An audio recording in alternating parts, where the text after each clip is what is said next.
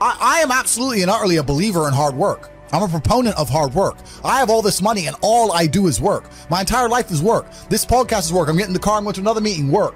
I want to go to the gym so I'm in good shape, work. It's all work. My entire life is work.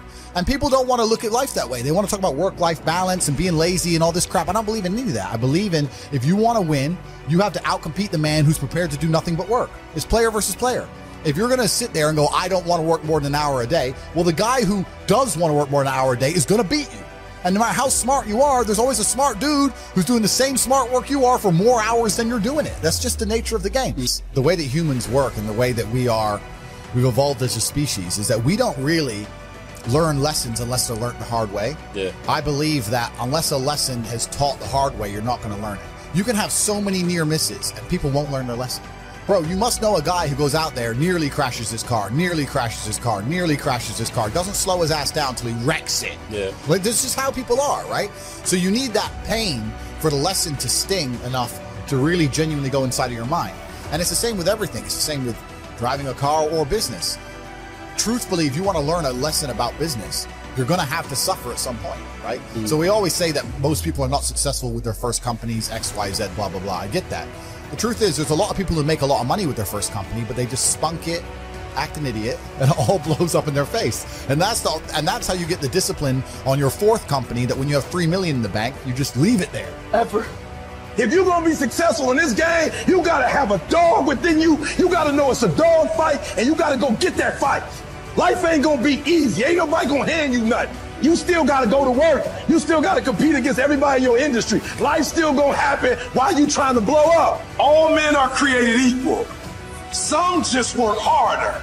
You wanna know what it takes to succeed as bad as you wanna breathe. It's what goes on when the cameras go off. Hard work, determination, and grit. You will not outwork me. I will get up earlier than you. I will go to sleep later than you. I will put in more hours than you. I will read more than you. I will grow. I will do whatever it takes. What are you going to do to separate yourself? You got to learn how not to give up or how not to give in. And you got to understand that greatness is within you. And you got to pull it out. You got to climb every mountain. You got to cry if you got to. But whatever you do, you cannot give up. You cannot give in. Nobody ever said it would be easy. But I know greatness is within you. And you got what it takes. One day waking up and being miserable and not wanting to live anymore, and it's nothing to do with my circumstances and I have no power over it, and no matter how good my life is, I'm still going to feel terrible and I'm going to want to die. That's not an idea I subscribe to. That's not a reality I'm ever going to want. But that's a reactive depression, isn't it? You can be reactive depressed for the day, for example, for a while. Or even chronically. Yeah. Feeling depressed is real. Yeah. Depression as a disease, I do not subscribe to. The idea, I believe, that if you feel depressed, something is depressing you, and you should try your best to fix it. You should take control of your life and do your best to fix it. The idea, but they don't say that. They don't talk that. They say depression like it's this magic thing that comes out the sky and it gets in your brain, and you're sad no matter what, and there's nothing you can do about it, and you need to only take pills. And I think that's a very bad way to look at the world, and that's a bad idea to subscribe to. And if you start to feel depressed, let's say your girl leaves you and you start to feel depressed, but you believe in the idea of depression, you're now going to start diagnosing yourself as clinically depressed, self-hypnosing yourself into hypnotizing yourself into being clinically depressed. And it's amazing how you can speak things into existence. I cannot become depressed because I don't believe in it. So how about chemical imbalances in the brain? Bullshit. That's all been disproved anyway. Really? It's all been disproved. Firstly, that's all been disproved. And secondly, even if that was true, even if I had a chemical imbalance in my brain, I do not believe in depression. That's just who I am as a person. I don't believe in it. I do not believe in things that take power away from me.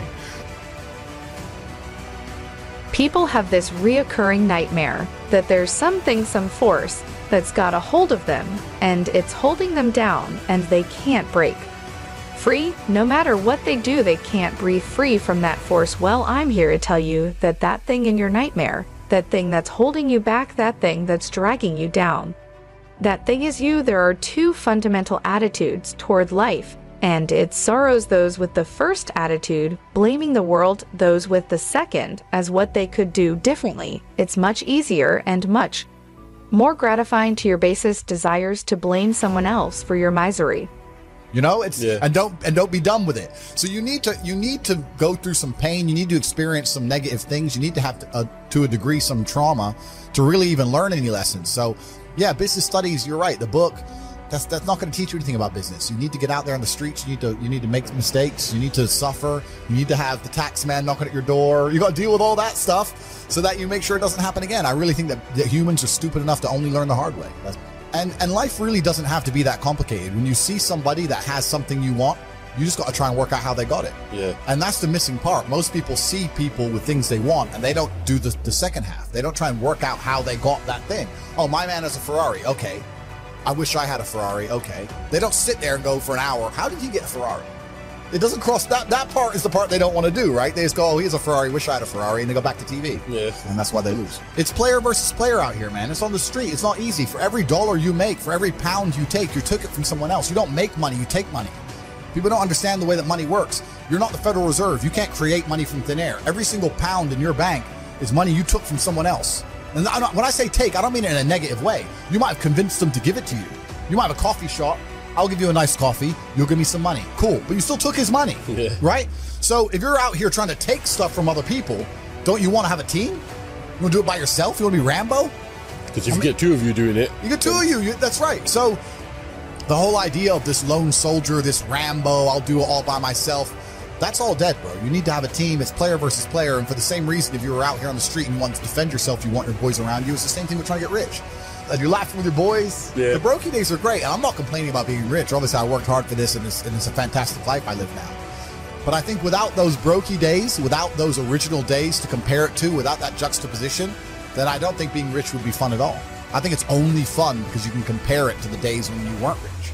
That's the only thing that makes it fun. The only thing that makes a $10,000 steak fun is that you can laugh saying how you never had 10 grand in your bank till you were 27 years old. Yeah. Like otherwise it's boring. Otherwise, okay, steak. And I think if you're born with too much money, that you'll never truly be happy. I think you need the brokey days. They're the best days. They're the best days. Everybody wants to prize, but nobody loves the process. Everybody wants to be a champion, but nobody's willing to put in the work that it takes to be a champion. It is the process of the grind that shapes you and forms you. It's not the game. You think you become a champion on the field? You don't. You become a champion when ain't nobody watching you. You're doing your own drills and your own way. You're doing what coach tell you to do, and you're doing your own stuff. You become a champion in your grind when nobody knows what you're doing. When you put in those extra reps. If you want to be a diamond, you must go through extreme pressure. Like, these people are just absolutely infinitely blessed, and their mindset is a product of that because they're spoiled children, absolutely spoiled children. Because there's a whole bunch of people out here daily who fail. There are men out here who fail daily, and they have yet to feel the true consequence for it. They fail to go to the gym when they know they should have gone to the gym. They fail because they forgot their keys and it took them 10 minutes to find them. They fail because they replied to a question they got sent on WhatsApp the wrong way. They fail because they didn't smile when they were supposed to. They didn't say please and thank you to that person who helped them. They fail because they didn't say hi to that girl who's looking at them out the corner of their eye. They just fail perpetually. They go through life missing every opportunity and just failing. And somehow we've built a society which is so soft and God is so giving and so graceful that they still have a place to eat and somewhere to sleep, and they're still surviving.